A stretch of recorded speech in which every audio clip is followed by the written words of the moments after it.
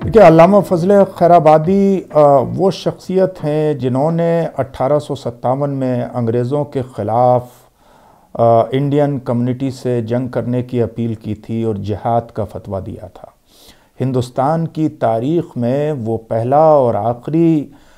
जिहाद का फतवा है और जिससे इंस्पायर होने के बाद चाहे झांसी की रानी लक्ष्मीबाई हों, चाहे बेगम हज़रत महल हों लखनऊ की, चाहे नवाब झज्जर रहे हों, चाहे मेरठ की जेल तोड़कर निकलने वाले तमाम हिंदू मुस्लिम रहे हों, चाहे राजस्थान के राजा अलवर रहे हों, ये तमाम वो लोग थे जो अल्लामा और ख़ुद बहादुर शाह ज़फ़र की क़यादत में अंग्रेज़ों से बहुत मजबूती के साथ लड़े। जब अल्लामा फजल खैराबादी ने अंग्रेज़ों के ख़िलाफ़ जिहाद का फतवा दिया तो वहीं पर उन्होंने एक बहुत अच्छा ड्राफ्ट तैयार किया, एक कॉन्स्टिट्यूशन तैयार किया, क्योंकि वो उसी वक्त में एडवाइज़र भी थे और दोस्त भी थे बहादुर शाह ज़फ़र आखिरी मुग़ल बादशाह के।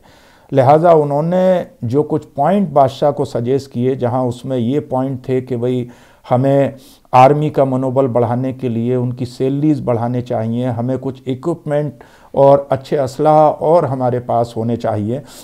वहीं पर एक इंतहाई इम्पोर्टेंट पॉइंट था, बकरा ईद आने वाली थी और उन्होंने बादशाह से कहा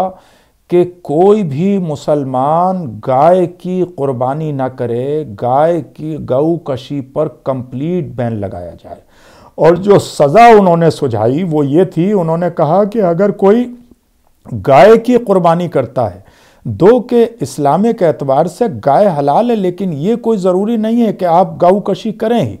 इसलिए कि प्रॉफिट ऑफ इस्लाम सल्लल्लाहु अलैहि वसल्लम की एक हदीस है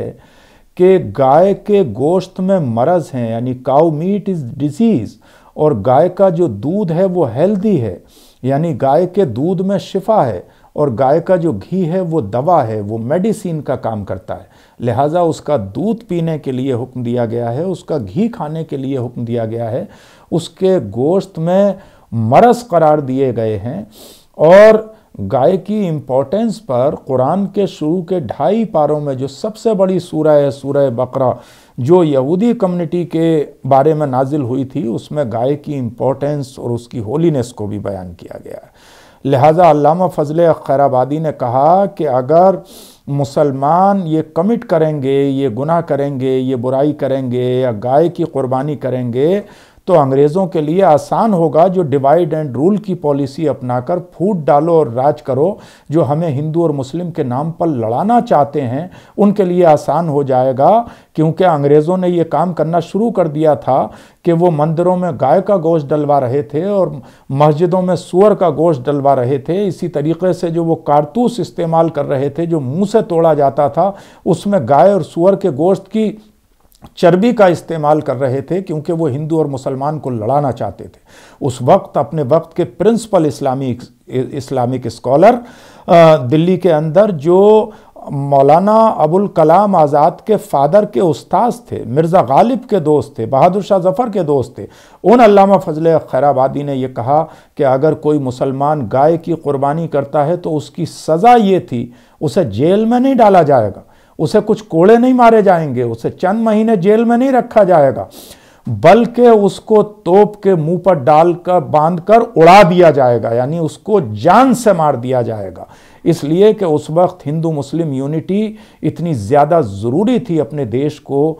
अंग्रेज़ों से, तन के गोरे मन के काले अंग्रेज़ों से आज़ाद कराने के लिए। दोस्तों, जिस तरह कल हिंदू मुस्लिम यूनिटी ज़रूरी थी, इसी तरह आज भी हिंदू मुस्लिम यूनिटी इतनी ही ज़रूरी है। अगर कल अल्लामा फजल खैराबादी ने बैन लगाया था तो हमें आज खुद से इस चीज़ पर बैन लगाना है, क्योंकि एक मज़हब जिसको होली मानता हो, जिसकी पूजा करता हो, और दूसरे लोग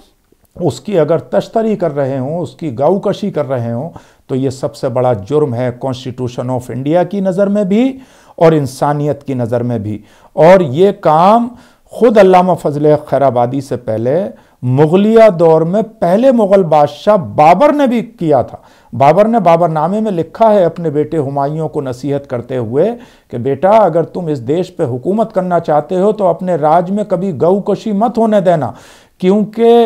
काऊ को, गाय की हिंदू पूजा करता है और आपकी रियाया में हिंदू और मुसलमान दोनों हैं, और अगर आपकी हुकूमत में लोग गाय काटेंगे तो इससे हिंदू सेंटीमेंट हर्ट होंगे, और ये एक अच्छे रोलर का काम नहीं है। लिहाजा चाहें पैगंबर इस्लाम सल्लल्लाहु अलैहि वसल्लम की हदीस का जिक्र करें, चाहें हम बाबरनामे का जिक्र करें, चाहें अपने वक्त के प्रिंसिपल इस्लामिक स्कॉलर अल्लामा फजल खैराबादी, और अल्लामा फजल खैराबादी को उस फतवे की वजह से जजीरा इंडोमान की सज़ा हुई, वहीं पर उनकी डेथ हुई, उनकी कब्र भी वहीं पर है। लिहाजा